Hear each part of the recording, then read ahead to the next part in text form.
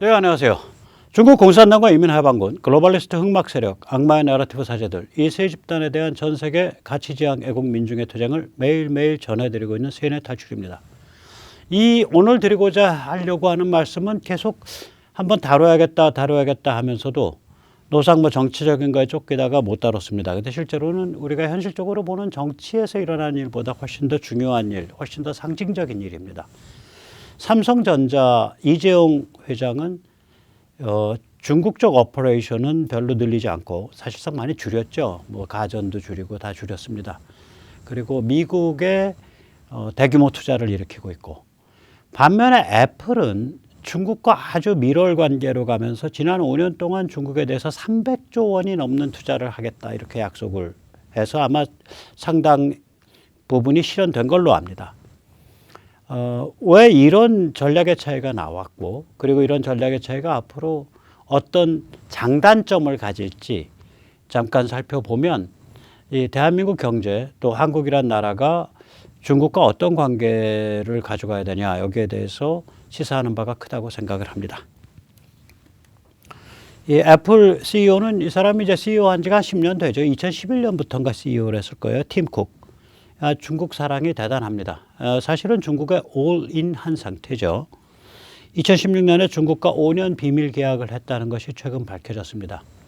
한 2,000자, 뭐 1,000자, 1,000단어, 2,000단어 되는 짧은 계약서인데, 그것이 아마 5년짜리니까 2021년에 끝나는데, 거기에 하면 쌍방이 특별한 의사를 표명하지 않는 한 1년 동안 자동 연장된다고 돼 있기 때문에 2022년 5월쯤 돼야 끝날 거다, 이런 얘기가 돕니다.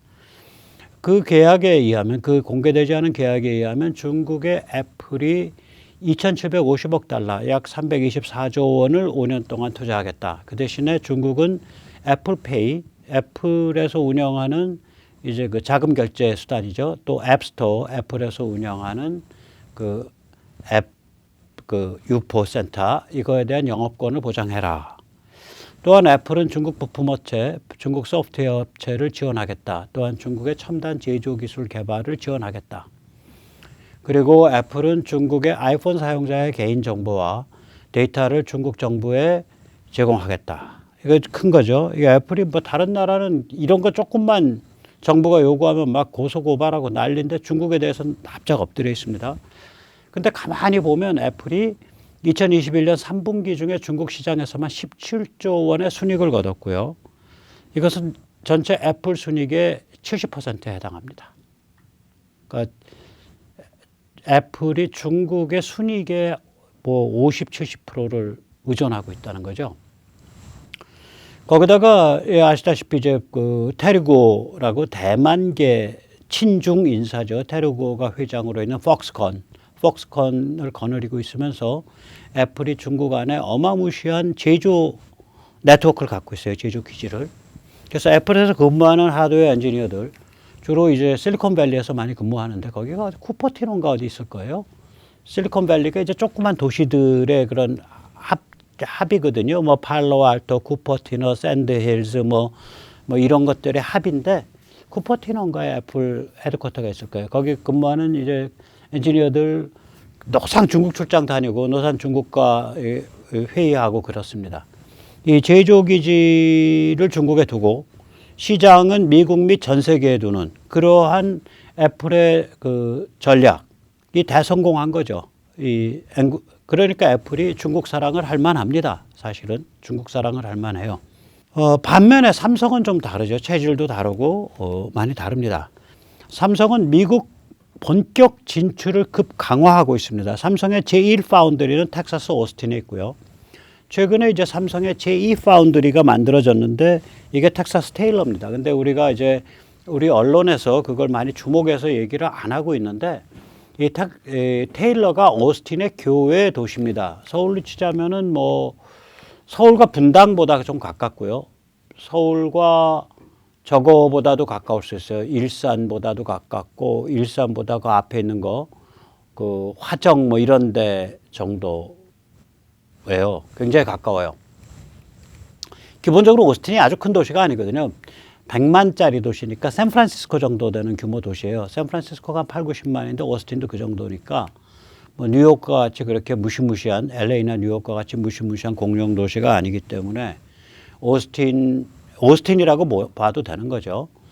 그런데 이 일대가 지난 한 10여 년 동안 세계적 하이텍 회사들이 계속 들어왔어요. 그래서 조금 이따 다시 한번 살펴보겠지만 이 하드웨어 그러니까 이 반도체 다루는 사람들한테는 굉장히 익숙한 이름이죠. 인피니온, NXP, 그 다음에 엔비디아, AMD 다 여기에 있습니다. 여기에 물론 본사가 있기도 하지만 본사보다도 이제 그 R&D 센터라든지 이런 게 여기 있습니다. 델 컴퓨터, 세계적인 컴퓨터 회사죠. 이것도 여기에 있습니다. 2020년만 해도 35개 회사가 여기로 옮기고 있는데요. 예를 들어서 휴렛 패커드, HP, 그 캘리포니아에 있던 게 전체가 여기로 옮겨오고 있습니다. 오라클, 세계 최대의 데이터베이스 매니지먼트 시스템, DBMS 시스템이죠. 우리나라도 정부나 은행이나 주요 기관은 거의 대부분 DBMS를 오라클을 씁니다. 그 다음에 테슬라도 여기 있고요. 또 테슬라의 자매 회사인 스페이스 X도 여기에 있습니다. 실제로 일론 머스크가 어스틴에 집을 산 걸로 압니다. 자기 이제 여기에 뿌리박고 살겠다. 삼성은 이 하드웨어 소프트웨어 플러스 이게 삼성이 강한 게 하드웨어 소프트웨어. 제가 하드 소프트웨어라고 부르는데 이게 왜 그러냐면요. 우리가 반도체라 그러면 하드웨어라고 생각을 하는데 실제로 그 과정을 살펴보면 특히 파운드리나 SoC, 시스템 온 칩, 그러니까 겉으로는 칩 한 덩어리인데 그 안에 뭐 통신도 있고 뭐 메모리도 있고 CPU도 있고 그러니까 처리하는 것도 있고 뭐 별게 다 있는 거 그런 걸 SoC라 그러거든요. 그런 것들을 보면 이거 하드웨어에다가 소프트웨어를 담아낸 거예요. 소프트웨어 로직을 하드웨어로 담아낸 거예요. 그래서 저는 하드 소프트웨어라고 부르는데 삼성은 하드 소프트웨어가 굉장히 강한 데죠. 그런데 삼성이 약한 게 뭐냐? 서비스 소프트웨어예요. 삼성이 서비스 사업이 없죠. 사실상 뭐 별로 없죠. 그래서 이런 데에 가면 서비스 소프트웨어로도 장기적으로 확대할 수 있지 않을까. 여기 실리콘밸리 같은 데예요. 삼성 파운드리 1공장이 오스틴에 있고 2공장 요번에 한 테일러가 오스틴 교회란 말이에요. 그럼 저런 데 기지를 딱 가지고 있으면은 소프트웨어를 나중에 확장할 수 있다고요. 서비스 소프트웨어로. 왜 그러냐면 그 주위에 버글버글해요. 서비스 소프트웨어를 갈 수 있는 그 고급 인재들이. 그리고 이미 파운드리는 전형적인 아까도 말씀드렸지만 하드웨어로 표현된 소프트웨어란 말이죠. 파운드리는. 파운드리라는 건 이제 주문형 반도체라 그러죠. 근데 왜 주문을 하겠어요? 거기 특수한 기능이 많이 들어가 있으니까 주문을 하는 거거든요. 그럼 상대방이 설계를 그려갖고 오는 거예요. 그 설계를 이해를 해야 제조를 할 거 아니에요. 그러니까 이거가 하드 소프트 비즈니스라고 이게. 이 파운드리 같은 것들은 특히 그냥 메모리랑은 좀 달라요. 메모리는 아무래도 공정 기술, 제조 기술에 가깝겠죠. 그런데 이거는 하드 소프트란 말이죠. 그런데 하드 소프트웨어 중 소프트를 서비스장으로 확장하면 서비스가 되는 거죠. 이게 애플 전략이거든요. 애플이 전자기기 뭐 이런 게 끼는 거, 뭐 팔목에 하는 거, 뭐 휴대폰 이런 하드웨어에다가 자기 서비스를 얹어가지고 애플페이나 애플스토어 같은 그래서 돈을 벌고 있죠. 그러니까 삼성이 좋은 동네 간 거예요. 미국의 실리콘밸리예요. 새로 뜨는 실리콘밸리. 이 지역을 실리콘 힐즈라고 부릅니다. 실리콘 계곡이 아니라 실리콘 언덕. 이 오스틴 일대를 거기로 간 거예요. 땅을 요번에 확보한 게 한 200만 평은 안 되고 한 150만 평쯤 확보했을걸요. 굉장히 큰 땅 확보했어요. 파운드리 공장을. 20조 투자한다는 거니까. 그래서 이 삼성의 지금 애플과 삼성이 이제 정면으로 부닥치는 데는 휴대폰이죠. 나머지는 뭐 애플은 반도체 안 하니까. 애플은 메모리 반도체도 안 하고 파운드리도 안 하니까 삼성과 애플 부닥칠 일 없고요. 애플이 독자의 디스플레이 사업이 없으니까 삼성과 애플이 디스플레이에서 부닥칠 일 없죠. 어디서 부닥치고 있냐? 휴대폰에서 부닥치고 있는데 뭐 막강합니다. 삼성이. 글로벌 시장 전체로 보면 이 군청색이 삼성이에요. 그러면 군청색이 맨 아래에 있는데 올해 2021년 1분기 22%, 그때 애플은 17%, 2분기 삼성은 18%, 애플은 15%, 3분기 삼성은 20%, 애플은 14%. 삼성이 강세입니다, 지금. 스마트폰에 국한하면 삼성이 우위예요. 그런데 애플은 앱스토어나 아까 애플페이 같은 서비스를 갖추고 있죠. 그래서 이 휴대폰 기기를 플랫폼으로 사용해서 위에 서비스를 얹어서 하는 비즈니스를 하고 있는 거고요. 삼성은 휴대폰 안에 들어가는 칩과 디스플레이를 통합해서 하고 있는 비즈니스를 하고 있는 거예요. 둘이 비즈니스 모델이 좀 다른 거예요. 완전히 다르죠. 삼성과 애플의 미국 시장을 보면 미국에서는 워낙 애플이 인기가 좋기 때문에 34대 47 정도로 삼성이 좀 밀립니다. 역시 검은색은 애플, 파란색은 삼성인데 가만히 보고 있으면 지난 삼성이 올해 3분기에 그러니까 7, 8, 9 올해 7, 8, 9, 5월에 이 시장 점유율이 34%인데 이게 삼성이 최근 한 2년 사이에 최고로 올라간 거예요. 애플과 13%포인트밖에 차이가 안 납니다. 애플이 47%. 이런 상황에서 삼성이 오스틴을 제2의 삼성의 근거지로 잡은 거예요. 파운드리라는 삼성이 집중 투자하는 영역을 중심으로 해서. 근데 파운드리는 겉으로 보기에는 하드웨어 칩으로 드러나지만 그 안에 들어가 있는 건 전부 소프트웨어고 그 동네가 소프트웨어쟁이들이 디글디글한데요. 삼성이 굉장히 좋은 데다가 자리를 잡았다. 아주 전략적 포지셔닝을 했다. 그렇게 생각을 합니다. 제가 뭐 과문한 탓인지 삼성이 이렇게 본격적으로 미국에 진출한 거 이번이 저는 처음이라고 생각을 합니다. 제1파운드리하고 제2파운드리 엮어가지고 오스틴 지역을 하나로 보는 건데 텍사스 오스틴이 아까도 말씀드렸지만 이 워낙 고급 회사들이 막 디글디글하게 오니까 한번 보죠. 이 지역을 실리콘 힐즈라고 부릅니다. 실리콘 밸리는 이제 그 샌프란시스코에서 그 베이에어리아, 샌프란시스코만을 따라서 들어간 그 지역이 실리콘 밸리고요. 여기는 텍사스의 중심부입니다. 텍사스 중심부, 오스틴에 여기에 이제 실리콘 힐즈라고 부르는 지역이죠. AMD 손정희 씨가 아마 그 제일 많이 지분을 갖고 있죠. 세계적인 칩 회사입니다. 그다음에 우리 많이 알죠. 아도비라고 부르는 거. 어도브도 여기 있고요. 본사가 있는지 R&D 센터가 있는지는 헷갈려요. 아마존 R&D 센터인지 본사인지 아니면은 그 저건지 모르겠어요. AWS 그러니까 아마존 그 클라우드 서비스 센터인지. 애플 이거 아마 저기 애플 이거 저기 뭐야 R&D 센터일 거예요. Applied Materials 이건 꽤 유명한 반도체 장비 회사입니다. AT&T 이것도 아마 R&D 센터일 거예요. 그 다음에 이제 이 반도체 하는 사람들은 이런 회사들 잘 알아요. 사이러스 로직. 이거 반도체 하는 회사죠. 사이러스 로직이요. 그 다음에, 시스코. 통신 장비 회사죠. 세계적인. 델. 세계적인 컴퓨터 회사. 또 우리가 잘 아는 이베이. 이베이도 아마 이게 R&D 센터일 거예요. 페이스북. R&D 센터죠. 페이스북은 저기 뭐야, 그 캘리포니아 그 실리콘밸리의 본 근거지지만 여기 R&D 센터에 한 발 걸치고 있단 말이죠. 프리스케일 세미컨덕터 이건 뭐 이름 보시면 아시겠지만 반도체 회사입니다. 구글 R&D 센터입니다. 구글 텍사스한테 맨날 기소 당하는데 또 오스틴에 R&D 센터 두고 있는 거예요. 휴렛패카드 이건 통째로 다 거기로 가는 걸로 합니다.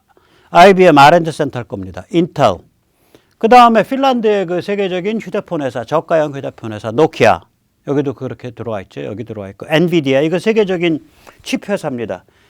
특히 어디에 많이 쓰이냐? 우리 저거에 많이 쓰여요. 게임보드 같은 거. 게임 하는 거. 우리가 게임할 때 그 이미지 프로세싱 하는 거 있죠. 영상 프로세싱. 그때 엔비디아 칩 많이 써요. NXP 이것도 칩 회사고요. 오라클 아까 말씀드렸고요. 페이팔 이건 소프트웨어 회사죠. 세계적인 결제 서비스 이메일과 이런 거 통해서 하는 결제 서비스 회사죠. 퀄컴 너무 유명하죠. 세계적인 통신 칩 회사. 그러니까 CDMA 통신 방식을 우리 애트리랑 공동 개발했고 그래서 애트리한테 투자해달라 그랬는데 당시 정부가 겁이 나서 투자를 안 해서 그때 투자했었으면 퀄컴은 지금 절반 이상 한국계 기업입니다.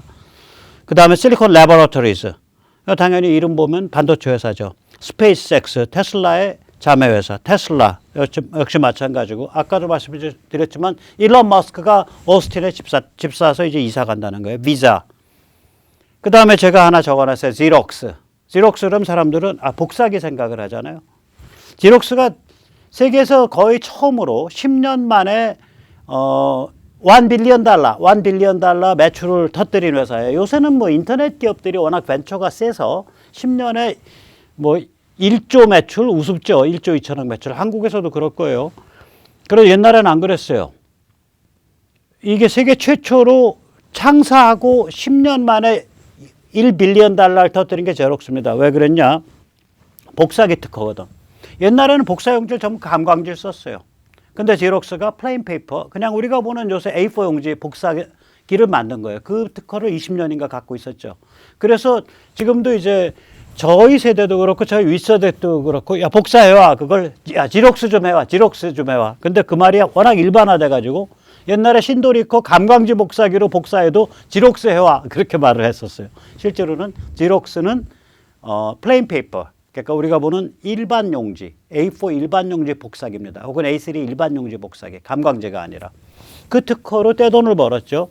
떼돈을 벌어서 지록스가 지금 실리콘밸리를 개척한 회사입니다. 실리콘밸리의 핵심 부분이 그게 이제 스탠포드 대학에 있는 팔로알토라는 조그만 도시죠. 아까도 말씀드렸지만 실리콘밸리는 샌프란시스코 배후에 있는 여러 개 조그만 도시들을 전체를 실리콘밸리라고 가리켜요. 그 중에 하나 대표적인 도시가 스탠포드 대학에 있는 팔로알토인데 이 지록스가 팔로알토에 연구개발센터를 뒀어요. 60년대, 70년대. 그걸 파크라고 부릅니다. 팔로알토 리서치 센터. 이 정보기술 역사에 보면 파크가 어마무시한 역할을 했습니다. 이더넷 거기서 나왔습니다. 그 다음에 모니터 거기서 옛날엔 컴퓨터는 모니터 같은 거 없었어요. 거기서 최초로 정리됐어요. 그 다음에 예를 들어서 윈도우즈 지금 우리가 윈도우 이렇게 그래픽 GUI죠. 이렇게 아이콘 같은 거 떠서 그거 보고 움직이는 거 마우스로 당연히 거기서 마우스 거기서 나왔을 거예요. 거기서 어마무시한 기술 발전이 있었어요. IT에 관한 초창기 IT. 파괴 또 하나의 미스터리는 뭐냐. 그렇게 엄청난 기술 혁신을 했는데 파괴에서는 한 번도 제대로 된 상품화에 성공을 못했어요. 지록스는. 저보고 만약에 IT 쪽에 1960년대, 70년대에 세계 최강의 R&D 센터가 두 개 꼽아라 그러면 하나가 지록스의 파악이고요. 또 하나가 IBM의 올란도입니다. 플로리다 올란도일 거예요. 제가 정확히 기억하는지 모르겠는데 IBM 연구소. 그리고 마지막 또 하나 꼽으면 AT&T의 벨랩. 그건 통신 쪽이죠, 주로. 그 세 군데 없는 기술은 전 세계에 없는 거예요. 지금처럼 IT 팍 폭발하기 전에는 한 80년대 초까지는 그 세 개가 그런 급의 회사입니다. 그런 급의 R&D 센터입니다. 그 중에 팍은 자기 기술을 그렇게 엄청난 기술 개발을 했음에도 불구하고 상품화하는 데는 다 실패했어요. 어쨌거나 이 지록스의 R&D 센터가 오스틴에 있다는 거 아니에요. 이 오스틴 일대, 텍사스 오스틴 일대의 실리콘 힐즈 지역의 이 힐즈 지역을 이제 실리콘밸리를 대체하는 지역, 샌프란시스코와 실리콘밸리를 대체하는 지역으로 보는 거죠. 그렇게 될 거다. 근데 텍사스가 원래 이 IT의 첨단 회사들이 있던데요. 예를 들어서 우리가 이제 옛날엔 진공관을 썼잖아요. 진공관 다음이 IC, 고도 집적회로 우리가 반도체 IC가 나오기 전에 중간 단계가 트랜지스터죠. 저희 어렸을 때 60년대만 해도 트랜지스터 라디오그램 굉장히 뭐라 그럴까 굉장히 좋은 그 첨단 아주 참 스마트한 첨단 전자 제품이었어요. 드럼통 조그만 드럼통 요만하게 생긴 드럼통 같은 거 반쪽짜리 드럼통 같은 거 떠 있고 그 아래 세 발 달려 있죠. 그게 이제 트랜지스터죠. 지금 우리가 IC라는 게 트랜지스터를 회로에다가 만들어 가지고 무수히 많이 때리는 거예요. 우리가 지금 반도체라는 게. 저희 50년 전에 그런 하나하나의 트랜지스터, 그건 하드웨어로 생겨 먹은 거죠. 뭐라 그럴까요?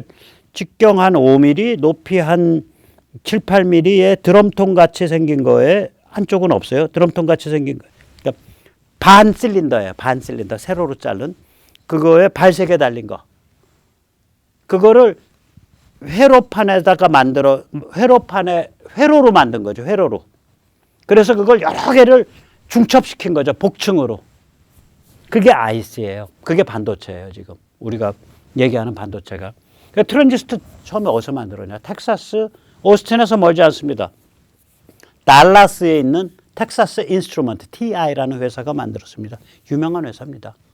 지금은 빛이 많이 사갔지만 옛날에는 세계 첨단의 가장 좋은 회사 중에 하나죠. 그때 이제 그런 회사들이 미국에서 이제 모토로라, 그 다음에 텍사스 인스트루먼트 이런 게 세계 첨단의 아주 좋은 회사들이었죠. 당시에.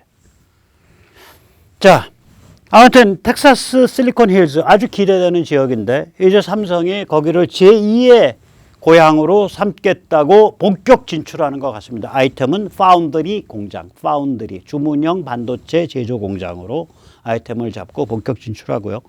저기는 아까도 말씀드렸지만 세계적 기업들, 이런 첨단 기업, 하이텍 기업들이 대거 몰려 있는 데다가 그에 따라서 세계에서 가장 훌륭한 엔지니어들이 대거 몰려 있는데 그 엔지니어들은 하드웨어 엔지니어, 소프트웨어 엔지니어 다 있기 때문에 그 인프라가 되어 있기 때문에 앞으로 삼성전자의 인적 자원풀이 세계화될 것이다. 그걸 염두에 두고 이번에 이재용 회장이 실리콘 힐즈, 어스틴을 결정한 거 아니겠냐 그렇게 생각을 합니다. 자, 여기서 그러면 야, 이 애플과 삼성 진짜 다르구나. 애플은 완전 중국에 몰빵을 했는데 삼성은 미국의 이제 그 브레인 그룹의 확장까지 염두에 둔 미국 중심의 어떤 그런 새로운 또 한 번의 창업으로 들어가는 거 아니냐 이런 생각이 드는 거죠. 그래서 그 차이점을 한번 비교를 해보면 이렇습니다. 애플과 삼성 시가총액 보면은 애플이 무려 한 7배 정도 높습니다. 시가총액으로는. 애플은 3조 달러고요. 삼성은 4,300억 달러예요. 근데 매출을 보면